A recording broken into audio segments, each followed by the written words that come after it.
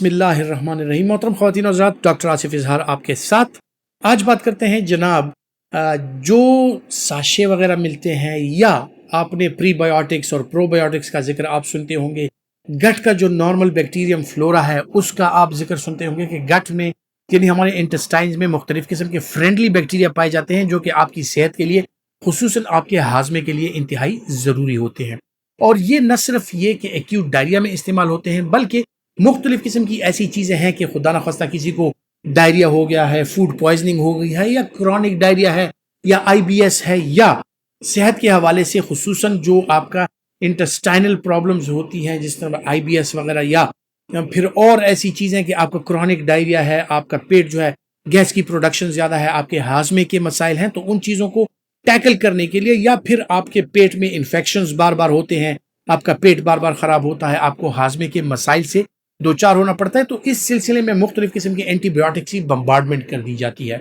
और ये एंटीबायोटिक्स जब इस्तेमाल होती हैं आप में, तो इन एंटीबायोटिक्स की वजह से न सिर्फ वो बैक्टीरिया जो आपके लिए नुकसानदेह हैं वो खत्म हो जाते हैं, बल्कि आपके गट में जो नॉर्मल बैक्टीरिया हैं इन एंटीबायोटिक्स की वजह से वो भी खत्म हो जाते हैं। और फिर एक और इशू जन्म लेता है कि आप जिस चीज के लिए वो एंटीबायोटिक्स ले रहे हैं वही चीज आपको हो जाती है, यानी एंटीबायोटिक इंड्यूस्ड डायरिया आपको हो जाता है। आपने डायरिया को खत्म करने के लिए, इन्फेक्शन को खत्म करने के लिए एंटीबायोटिक्स ली, आप थोड़े दिन के लिए ठीक हुए, कुछ अरसे में आपको अगेन एंटीबायोटिक्स की वजह से वो डायरिया हो जाता है कि आपका गट का जो नॉर्मल फ्लोरा है वो डिस्टर्ब हो जाता है, वो बैक्टीरिया खत्म हो जाते हैं और आपका जो निज़ाम इन्हिज़ाम है वो डिस्टर्ब हो जाता है, आपको डायरिया हो जाता है। तो एंटीबायोटिक्स अगर आप किसी और चीज़ के लिए भी इस्तेमाल कर रहे हैं और उसके लिए किसी और बीमारी के लिए, रिस्पिरेटरी इन्फेक्शन है और किसी किस्म के इन्फेक्शन है, और आपको कहीं डायरिया हो जाता है उन एंटीबायोटिक्स की वजह से, तो आपको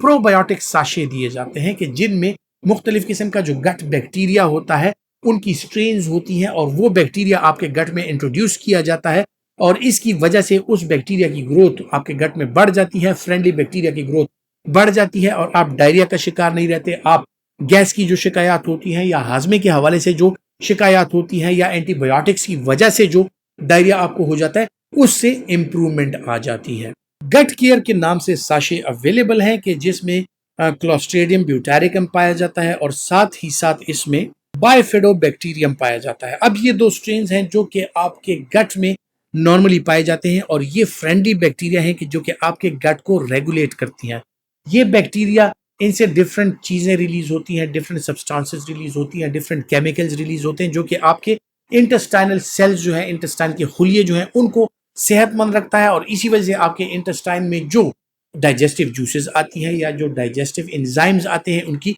प्रोडक्शन बढ़ जाती है। तो ना सिर्फ आपका गट की जो मोटिलिटी है वो नॉर्मल रहती है, बल्कि आपके गट में जो डेंजरस बैक्टीरिया होते हैं इनकी वजह से वो भी खत्म हो जाते हैं। तो आपकी जो इम्यूनिटी है वो भी बढ़ जाती है, आपका हाजमा भी बेहतर हो जाता है, और फिर इस तरह के मसाइल जो हैं कि ब्लॉटिंग हो रही है, पेट सूज रहा है, गैस के मसाइल हैं, डायरिया के मसाइल हैं, बदहजमी के मसाइल हैं, वो भी इसके साथ इम्प्रूव हो जाते हैं। वीडियो के स्टार्ट में मैंने आपको बताया कि किस किस्म का डायरिया या किस किस किस्म की बीमारियां हैं जिसमें गट केयर साशे आप इस्तेमाल कर सकते हैं। गट केयर साशे नॉर्मली भी अगर आपको डायरिया नहीं है, आपको हाजमे के मसाइल हैं, आप इस्तेमाल कर सकते हैं। इसके साथ आपका पेट, आपका हाजमा ये रेगुलेट रहता है, इसके साथ नॉर्मल रहता है, आपका हाजमा बेहतरीन रहता है, और साथ ही साथ इस तरह मैंने जिक्र किया कि हाजमे के जो और मुख्तलिफ मसाइल हैं और इम्यूनिटी जो आपकी है कि पेट का बार बार ख़राब होना या बच्चों में पेट का बार बार ख़राब होना, डायरिया होना,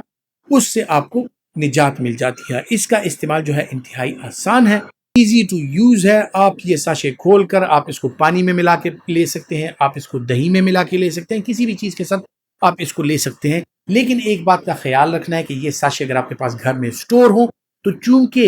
ये बैक्टीरियल स्ट्रेन्स हैं और इन प्रोबायोटिक्स को आपने धूप से बचा के रखना है, गर्मी से बचा के रखना है। 25 डिग्री सेंटीग्रेड से ऊपर अगर टेम्परेचर चला जाता है तो उसमें ये खराब होने के अंदेशे ज़्यादा होते हैं और इसकी एफिकेसी जो है वो कम हो जाती है। फिर इसी तरह मॉइस्चर अगर इस तक पहुंच जाए और इसमें नमी आ जाए तो भी इसके ख़राब होने के चांसेस जो हैं वो बढ़ जाते हैं। तो आपने इसका भी ख्याल रखना है। और अगर आपको इससे हाइपर सेंसिटिव नहीं है, कोई एलर्जी नहीं है, तो आप इजीली इसको इस्तेमाल कर सकते हैं क्योंकि इसके कोई बड़े साइड इफ़ेक्ट्स नहीं है। छोटे छोटे साइड इफ़ेक्ट्स में इसके साथ गैस की प्रोडक्शन का बढ़ जाना, पेट का सूज जाना, या ڈکاریں آنا، کھٹی ڈکاریں آنا، یا اس کے ساتھ جو ہے تو بدہضمی کی سی شکایات کچھ لوگوں کو ہو سکتی ہے، نوزیا ہو سکتا ہے، متلی ہو سکتی ہے، کچھ لوگوں میں یہ ہو سکتا ہے. ادروائز جو اس کو ٹالریٹ کر سکتے ہیں ان میں اس طرح کی کوئی علامات نہیں ہوتی، اور ایک انتہائی سیف چیز ہے جو کہ ہر عمر کے افراد استعمال کر سکتے ہیں. خواتین حضرات، جس طرح میں نے آپ کو اس کے بارے میں بتایا، آپ اپنے ڈاکٹر کے مشورے کے مطابق اگر آپ میں اس کی کوئی انڈیکیشن ہے آپ اس کا استعمال کر سکتے ہیں، لیکن ڈاکٹر کے مشورے کے بغیر کسی بھی چیز کا استعمال، چاہے وہ نقصان دہ نہ بھی ہو سکتا ہے کہ آپ میں کوئی ایسی چیز ہو آپ کی باڈی میں، انڈیویجولی آپ کسی چیز کو الرجک ہو، یا کچھ بھی ہو سکتا ہے جو آپ کے لیے نقصان دہ ثابت ہو سکتا ہے، تو اپنے ڈاکٹر کے مشورے کے مطابق ہی دوائیوں کا استعمال کریں. خواتین حضرات، امید کرتا ہوں کہ میڈیسن نالج کے حوالے سے جو ویڈیوز میں آپ کے ساتھ شیئر کرتا ہوں آپ کے لیے فائدہ مند ثابت ہوں گی، اور اگر آپ سمجھتے ہیں کہ فائدہ مند ہے تو یہ ویڈیو لائک کیجئے اور زیادہ سے زیادہ شیئر کیجئے. اپنا بہت سا خیال رکھیے گا. اللہ حافظ.